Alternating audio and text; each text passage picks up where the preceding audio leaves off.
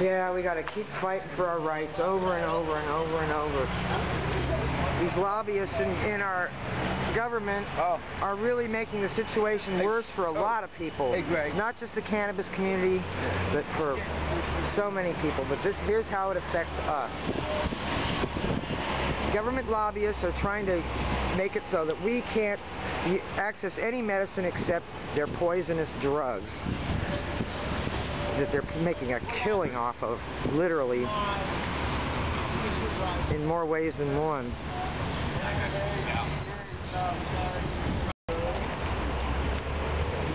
Reallocate. Go ahead.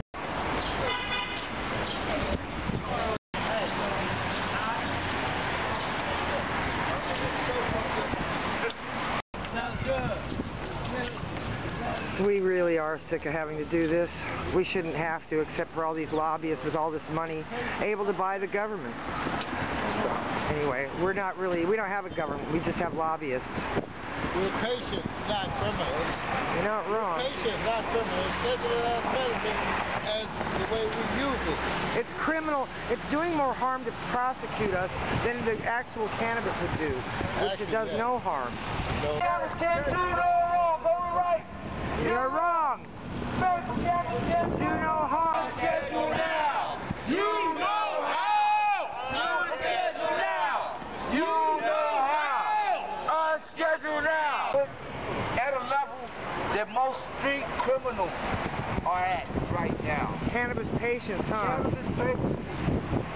So a person that uses cannabis right now could be arrested under federal law and charged just like a crack smuggler or a meth lab.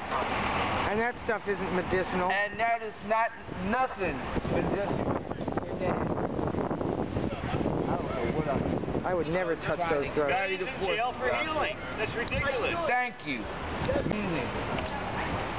And since you said that to you guys, anybody want to come up here and grab this mic, let them know what medical cannabis has done for them, and knowing that folks are dictating to us what our lives is going to be like. It's a very sad and sickening thing here in San Francisco. Send us back to the streets. We have to go back in time to where we were getting our medicines off the streets and paying exuberant prices for folks that disrespected you and use your money to go buy their own lavish gifts. Alright, I've been in San Francisco on and off for 33 years. All my friends built this city. This is our space. We occupy it. It's our resources. And we love our freedom here. Hey, thank you very much. Yay!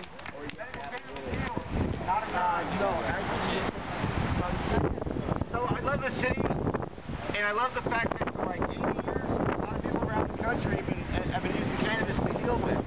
It's always been safe. There's never been a death or a harm related to it.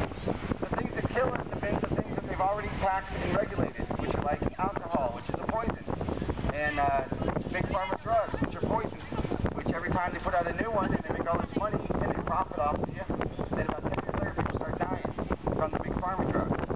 So cannabis has always been safe.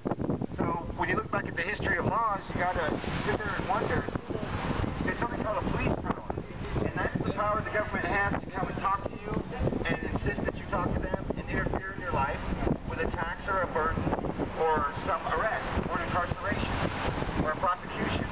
That police power comes only when you are a harm to another human being or going to cause harm to a lot of property. So everyone that's smoking cannabis trying to heal is doing so for a good purpose, and there's no harm ever been attributed. So without a harm, you cannot have a legitimate police power. The way they rule with police power is by intimidating us, by using taxes and false constructs to set us up with laws and regulations and laws and regulations and laws and regulations until we're entangled in their web and we fall back on the street. And what are we doing? Buying cannabis on the street from young kids, which happened right after Melinda Haig shut down or intimidated 4 of our local resources that we invite in our communities. After she shut them down, 14, 15, 16-year-old kids in my neighborhood were asking me to buy a $60 ace on the street of cannabis. And I'm like, these kids were not here before. They weren't here the week before. So then what happens? About 4 or 5 weeks later, oh, there's a big bust, and guess who they busted? The kids. The same kids who were selling the cannabis. But now someone gave them guns. See? So whereas before these kids had other activities and were doing other things and didn't have to fret about cannabis or get involved in dealing it, when we don't have a supply, they think they want to be like television and they want to make big money on the street with cannabis. And they see the need because all the patients, we got must have 50 to 100,000 patients in San Francisco that suffer from poverty and low income and bad living conditions anyway. And they can only afford to get cannabis at cost. So the way we got to run this is end the prohibition. Because if you don't end prohibition, this stuff will never end. So like I said, if they don't have a harm they can prove or a great risk to the public safety and health, they have no legitimate police power. If they have no legitimate police power, then we got to end the prohibition and set all our cannabis patients that are in jails free and let them all out to be back to being productive members of society. If y'all remember history, that's what Bill Clinton did. Bill Clinton got in there and he made a lot of programs to help a lot of people in jail go into diversion programs. I'm not saying that wasn't tainted or something might have been wrong with that, but the way it was portrayed in the media was he was viewed as someone looking at them as people in need of some type of medical assistance, not in incarceration. And so what we're doing here is, I think Big Pharma is one of the big top 5 backers that are trying to kill any type of legalization or ending of prohibition. So you got Big Liquor, Big Pharma, and Big Oil, and these major corporations do not want you to be free. Nope. And like I said, I'm from San Francisco, and we have a history of freedom. With your taxation and regulation of alcohol, in fact, you made trillions and billions off that. You expand your prison systems. All we want to do is be left alone to medicate and heal and extend our longevity. And we know the government's got medical records on file that they've tried to keep secret, but they can't. So they know it's a medicine, they know it has a benefit, but it's big money and the big elite 1% psychopaths that don't want to lose that control. Nope. So the only way you get control back is by standing up, speaking out, and participating, and making sure that you show up and take back your powers away from the people that have corrupted them. And that's all you need to do as people, because that's your inherent right. I'll start the video. Wait, hang on. Dedicating their lives to hurting our lives. The quality of our life is our right. Is that right? Yep. Right.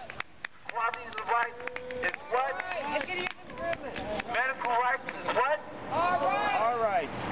Medical rights is patients' rights, right?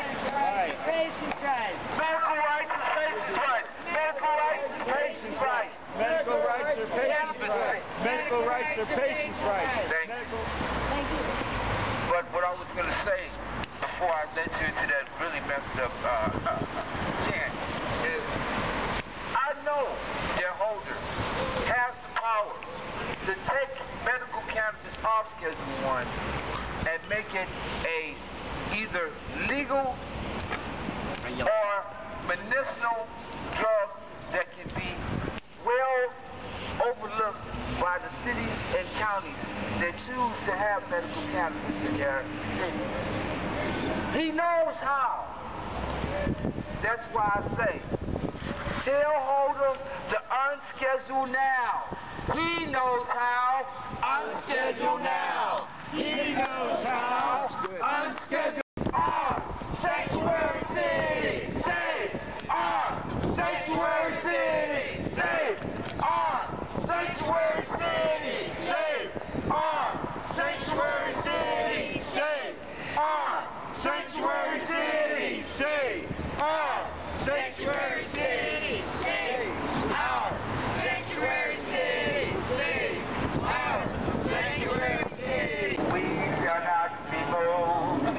We shall not be moved just like the cannabis plant standing by the water.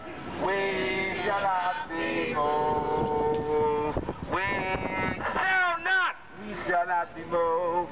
We shall not. We shall not be moved just like the cannabis plant standing by the water. We shall